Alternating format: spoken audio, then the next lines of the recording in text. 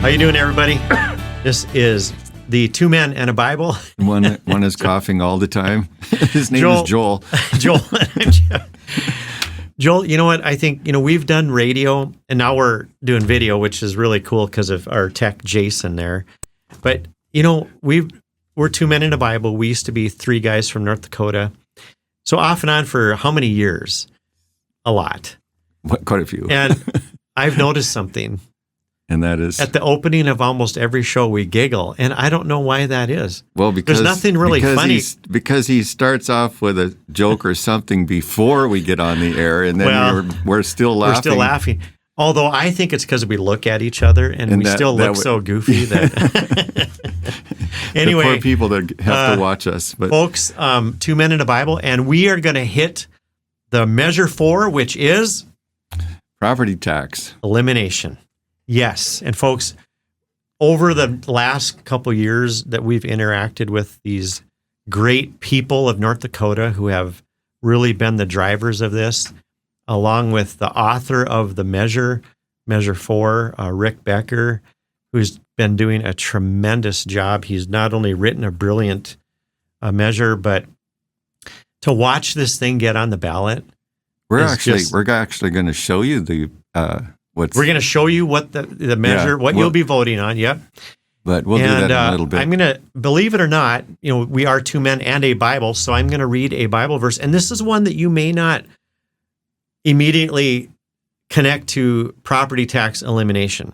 So here goes. It's in Exodus. I don't even know where this is. 20, Joel doesn't even know yet. So Joel, you push back if I'm way out of Exodus 20, here. I bet. Exodus 21. Okay. Right after the 10 Commandments. Oh, okay. So he's talking about the Hebrew slaves, okay, or the servants.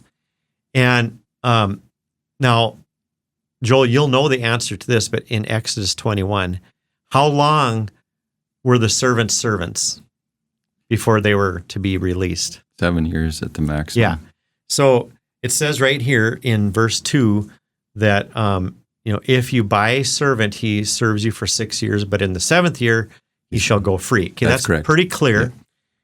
But here's the verse in verse 5. So in all fairness, I was wrong, and it should be 6 years. Okay, and you're released on the 7th. Nobody's going to... Yep, but I'm just making that clear. Thanks, Joel. So verse 5, it says something very key that I think we got to see in this issue of the law 21:30 of slavery. And keep in mind, Exodus 21 verse 5, it says, "But if the servant declares, I love my master and my wife and children, and do not want to go free, then his master must take him before the judges," and, et cetera, and he continues to remain with them. There's one word I want you to see in this. So many applications to that concept, but we're going to narrow it to our topic today, a property tax elimination. That is voluntary. 100%. Voluntary. Notice what this is saying here. The Lord, our God, Yahweh in Exodus is saying, but if the servant declares, I do not want to go free. Right. This is a voluntary transaction that's taking place here. That's the use of slavery here. And actually the word is probably better off servant. But even entering into this 6 years, wasn't it voluntary, Joel? I mean, most of the time it was voluntary. If we're talking Israel to Israelites. Okay. Israelites to Israelites. Gotcha. If it was Israelites to Gentiles, it was a takeover of their nation. Okay.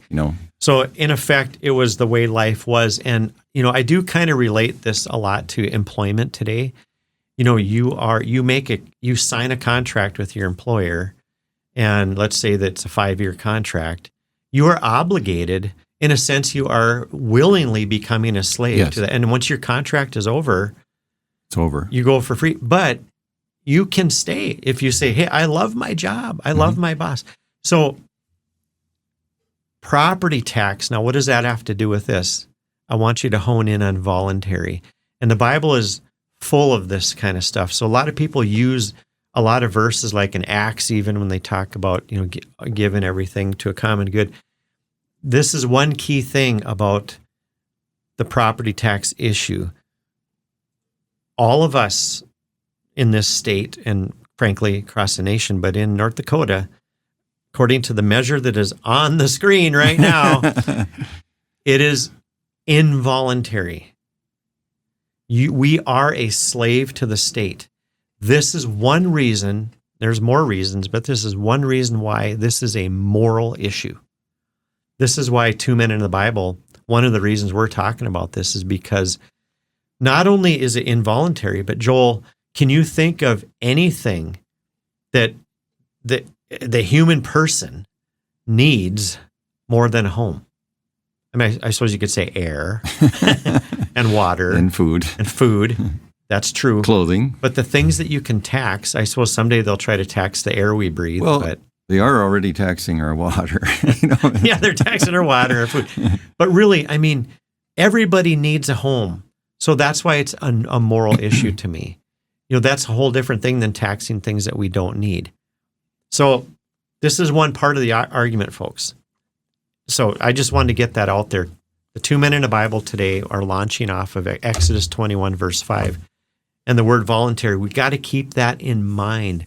And here's why, because the opposition is already saying things like this, and they don't understand the scriptures.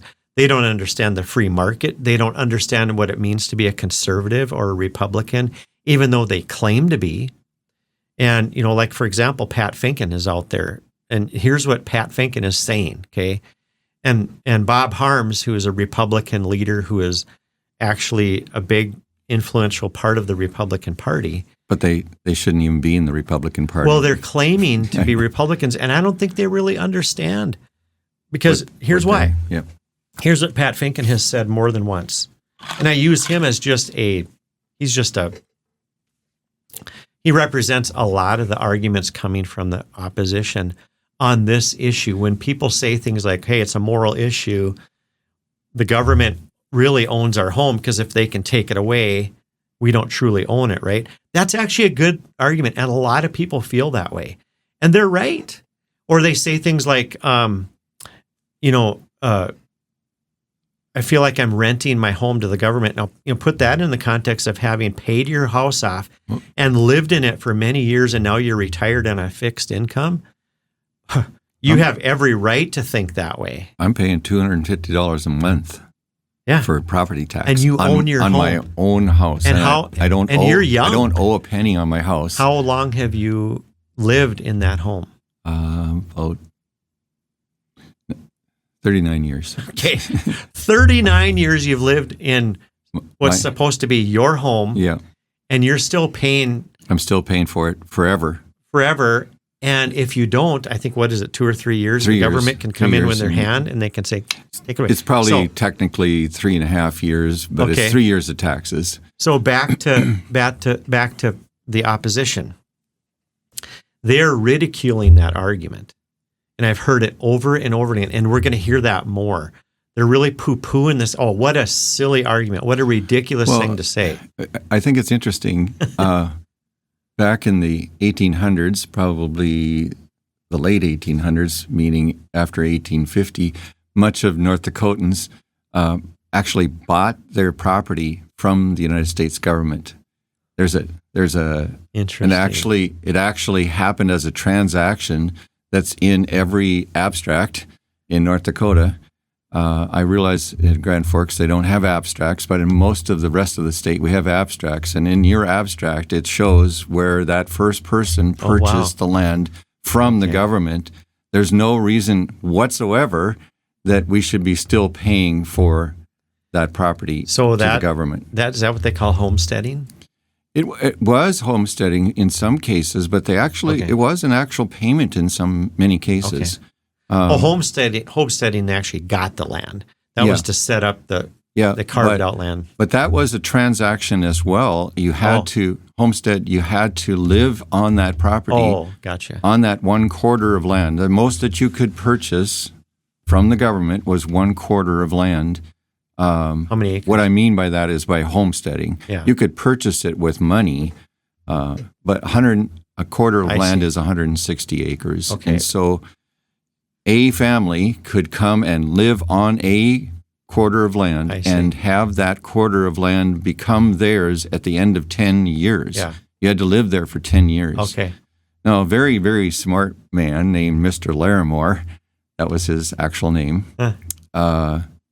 bought a whole bunch of slaves, and he told them that if you come to North Dakota with me, you can each live on this one quarter of land, but I will give you your freedom 100% at the end of 10 years if you deed the land over to me.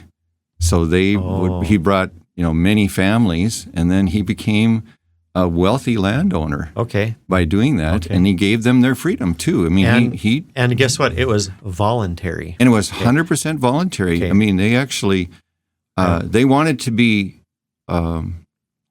to be purchased by him. I know Yeah, that sounds yeah. strange, but Right. But that's how the structure was back then. Yes, we it was. would Yep. we would convey it differently today, Yep. but it's basically the same thing. So now let's look at the screen. Joel, I don't think we've ever had a screen up we've never before. had a screen before. This is really Folks, cool. This is brand new to all of Jason, our us. tech guy, look out.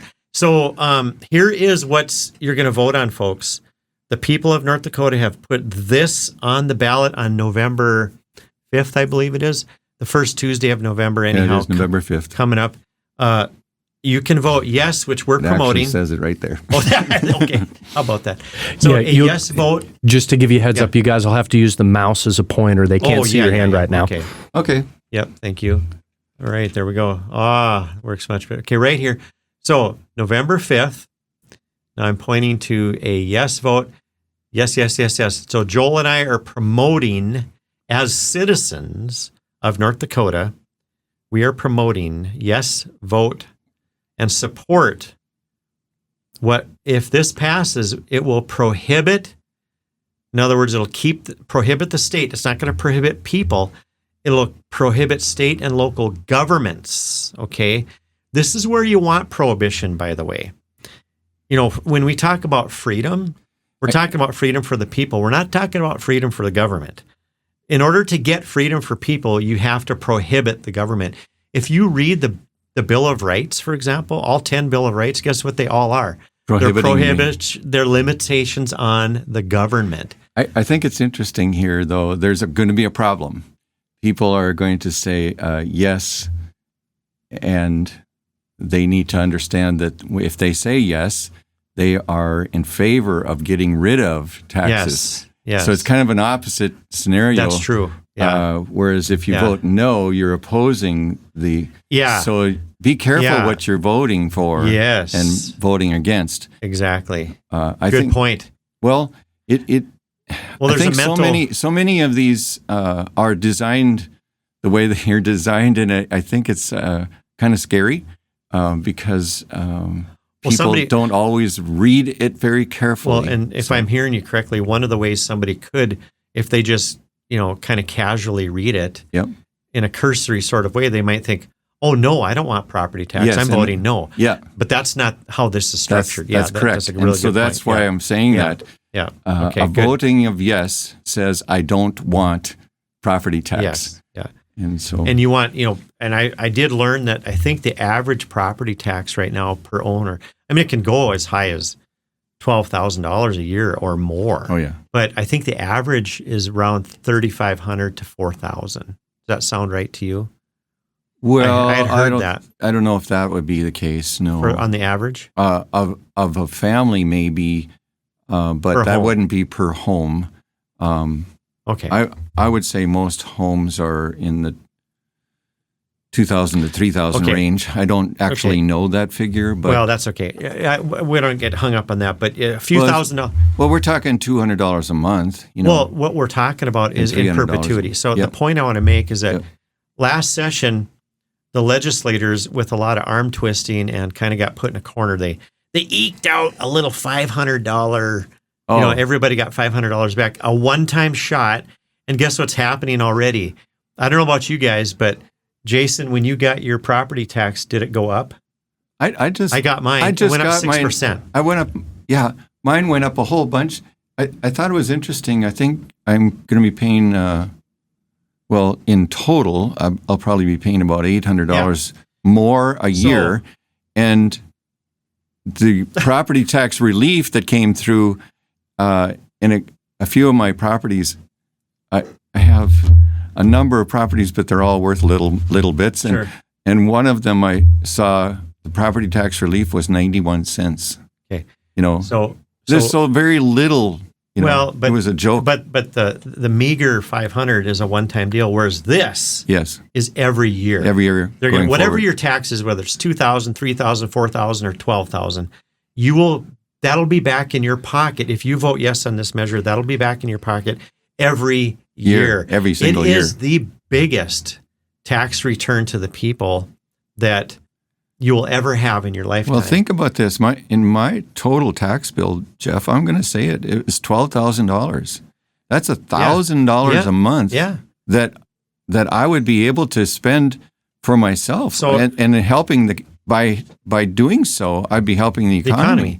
Yep. So both of you guys, is your property tax that you're paying, you don't have to share the amount, but is it voluntary or involuntary?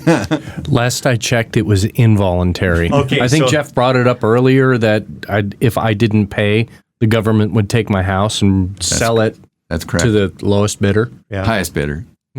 Yeah. Well, I'm making a joke there because they buy everything through the lowest bidder. Yeah. So anyway, okay, let's go through this bill more. Just so we've hammered on it's the government limitation. Prohibition from levying taxes. Okay, there's the involuntary taxation right there. And again, there probably is some things to impose taxes on. We're not anti-tax, but what we're saying is that why this is a moral issue is because it's your home. Taking away your home. It's your home. You can't exist without a home, So and it's not just a little bit like food. Okay, you know what? That's a little bit. But income is a little bit. Here's an interesting fact. Not all, but many farmers hardly pay any tax on their house, which is interesting because they pay so much on their land. Right. But then again, there's a limit as to how much the land is worth. And I don't actually know what that limit is, but I think it's around $2,000 an acre. Land is selling for $10,000, $15,000, $20,000 an acre now in certain parts of North Dakota. They didn't follow that assessed value of the land. They do according to the home. Yeah. But then as far as their home, they could have a $2 million home and not be charged anything for taxes on it because they're a farmer. Yeah. I think it's 50% of your income has to be from farming. Okay. To qualify for that. Qualify for that, yeah. Okay. Well, so there you go. And again, I have to be honest, Jeff, I don't know all the specifics on this. I'm trying to explain to everybody, do your research is what I'm trying to say. Stay tuned, everybody, because we're going to be bringing Rick Becker in, who is the author of this measure. Yep. And he's the chair of Measure 4. And he can handle any question you want. So in the meantime, if you, somehow email or call us with questions, we'll pass those on to Rick as well. Okay, I see our clock. We got 6 minutes. We Joel, have timing on this, don't we? So, yeah, let's get to assessed value here. What does that actually mean? So what's really happening here is the assessed value of the home is what will be prohibited. So what is the assessed value, Joel, of a home? They're suggesting that it should be the appraised value of the home. For example, you bring in a professional appraiser and you appraise the property, and that's what the new value is going to be. So it's the value that the local government attaches to your home. That would be correct. And that's what really goes up. So like let's just say that the state says, well, you can only charge so much percentage of increase on your property tax. Well, then the local government comes along and they say, oh, okay, no problem. If you're going to cap us at 3%, we'll just raise the assessed value. So if it goes, say I'll just make up a number. If they're capped at 3%, they want more money out of you. Okay, 3% of 3 mills, you should say, or 3 mills. Yeah, that's Yep. another convoluted thing. Yep. But let's just say 100,000 to make it easier. So 3%, they can only raise it of your home by what? That'd be $3,000, right? Oh yeah, But if they want to go more than that, well, let's just increase the assessed value. Yes. And so now it's instead of 100,000, it's 150,000. Well, And I was a banker for 40 years, and those 40 years, assessed values, tax assessed values were quite low. They were sometimes someplace between 60 and 80% of the actual market value of the property, and everybody was just fine with that. But along came the legislature. Sorry, Jeff, but the legislature and they decided, you know what, you local governments, you got to get those assessed values up to the assessed value, meaning you got to get them up to the market value. Yeah. And so then all the little county, what do you want to call it? Yeah, assistant auditors or whatever, they became all of a sudden, quote unquote, lieutenants. They were now professional appraisers, and I thought that was always so funny. But they don't have a clue what something's valued at. But anyway, it's a ridiculous involuntary system that really punishes people. It does, and there is a moral aspect. So think about this. There's been many people who bought their house, we'll say, for $20,000. Because they've lived in it for 60 years or whatever. Yeah. Now all of a sudden that same house is worth $200,000 or $300,000, and now they're having to pay assessed value of $300,000. And they wind up, and they can't afford to do that. So then they have to move out. Well, and over the years they're paying $20,000 again. Yeah, and again and again and again and again. Yeah. So and it's pathetically immoral. So in other words, folks, we're going to be crunching numbers in the future. We're going to be doing this issue for a while, and I want to say something really fast though, because we don't have much time. But Jeff, many people out there think, I don't own any property, so I'm not paying any taxes. I'm not paying any property taxes. That, folks, is a lie. Yeah. You are paying property tax in your rent. Your rent. Let me say this to you: there's not a single landlord out there that is paying the property tax from their own pocket. Right.